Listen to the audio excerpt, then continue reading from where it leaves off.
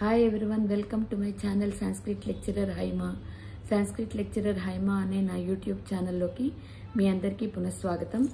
మనం లింగాష్టకంలోని శ్లోకాలకు అర్థాలు చెప్పుకునే ప్రయత్నం చేస్తున్నాం కదా. ఇవాళ 8వ శ్లోకానికి మీనింగ్ చూద్దామండి.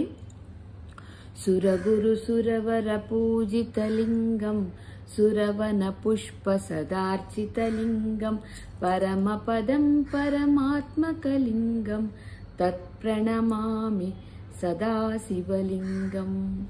సురగురు సురవర పూజితలింగం. సురగురువుల చేత, సురగురువు ఎవరు? సురులు అంటే దేవతలు. దేవతలకు గురువు ఎవరు అంటే బృహస్పతి. బృహస్పతి చేత కూడా పూజించబడేవాడు, పూజింపబడుతున్న శివలింగము అని. సురగురు. సురవర, వరులు అంటే శ్రేష్ఠులు. సురవరులు అంటే దేవతల్లోకెల్లా ది బెస్ట్ పీపుల్ అని. దేవతల్లోకెల్లా శ్రేష్టమైన వాళ్ళు, దేవతల్లో అగ్రగణ్యులు. అలాంటి వాళ్ళ చేత కూడా పూజింపబడుతున్న శివలింగము. సురగురువైన బృహస్పతి చేత, సురులలో శ్రేష్ఠులైన దేవతల చేత పూజించబడుతున్న శివలింగము. సురగురు సురవర పూజిత లింగం. సురవన పుష్ప సదార్చిత లింగం. సురవనము అంటే దేవలోకంలోని ఉద్యానవనం, అంటే సెలెస్టియల్ గార్డెన్స్ అంటారు. అంటే దేవలోకంలో ఉండే ఉద్యానవనంలోని పూలతో పూజించబడుతున్న శివలింగము. సురవన పుష్ప సదార్చిత లింగం. ఎల్లప్పుడూ దేవలోకంలోని ఉద్యానవనంలోని పూలతో పూజించబడుతున్న శివలింగము. సురవన పుష్ప సదార్చిత లింగం. పరమపదం పరమాత్మకలింగం. The best and the greatest. ఉత్తమమైనది, పరమశ్రేష్టమైనది. అలాంటి శివలింగానికి నేను నమస్కరిస్తున్నాను. పరమపదం అంటే మోక్షం అని కూడానండి. ఎప్పుడైతే మనం శివుడికి అర్చన చేసుకుంటామో, శివుని స్తోత్రం చేస్తామో, శివ పూజ చేస్తామో, కార్తీక మాసం కాబట్టి ప్రత్యేకించి శివారాధన చేస్తామో, తద్వారా మనకు శివ సాన్నిధ్యం దొరుకుతుంది. అంటే మోక్షానికి మనం చేరువ కాగలుగుతాం. మోక్షం అంటే ఏదో వేరే లోకం అని కాదండి. అంటే భగవంతునితో సాన్నిహిత్యం ఏర్పడుతుంది. ఎప్పుడైతే మనం భగవంతునితో సన్నిహితంగా ఉంటామో, అంటే ఇప్పుడు మనం ఇద్దరు స్నేహితులు కూర్చుని మాట్లాడుకున్నట్టుగా ఎప్పుడైతే మనం దేవునితో కూర్చుని మాట్లాడుకుంటామో అంతకు మించిన ఆనందం ఇంకేముంటుందండి.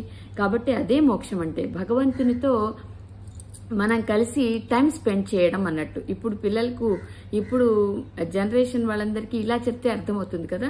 మనం ఎక్కువగా టైం స్పెండ్ చేస్తాం. ఎవరితో టైం స్పెండ్ చేయగలుగుతాము? భగవంతునితో, శివునితో టైం స్పెండ్ చేయగలుగుతాం. సో అంతకు మించిన ఆనందం ఏముంటుంది? అదే మోక్షం అంటే. కాబట్టి అలాంటి శివలింగానికి నేను నమస్కరిస్తున్నాను. ఒకసారి మళ్ళీ శ్లోకం చూద్దాం.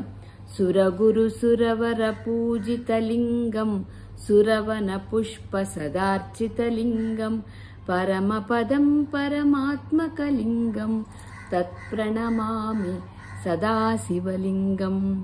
లింగాష్టకమిదం పుణ్యం యః పఠేత్ శివ సన్నిధౌ శివలోకమవాప్నోతి శివేన సహ మోదతే.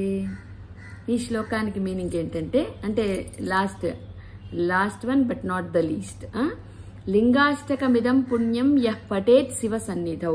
శివ సన్నిధిలో ఎవరైతే ఈ శ్లోకాలను చదువుతారో వాళ్ళు శివలోకం అవాప్నోతి. వాళ్ళ జీవితకాలం అయిపోయిన తర్వాత వాళ్ళు శివలోకానికి చేరుకుంటారు. అక్కడ చేరుకుని ఎలా ఉంటారు వాళ్ళు? శివేన సహమోదతే.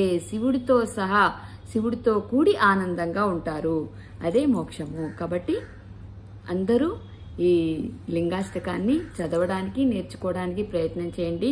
అందరి మీద శివానుగ్రహం సంపూర్ణంగా ఉండాలని మనసారా కోరుకుంటూ, కార్తీక మాసంలో అందరికీ మంచి జరగాలని వేడుకుంటూ భగవంతుణ్ణి సర్వే జనా సుఖినో భవంతు. నా వివరణ నచ్చితే లైక్ చేయండి, షేర్ చేయండి, నన్ను ప్రోత్సహించండి. ధన్యవాదాలు.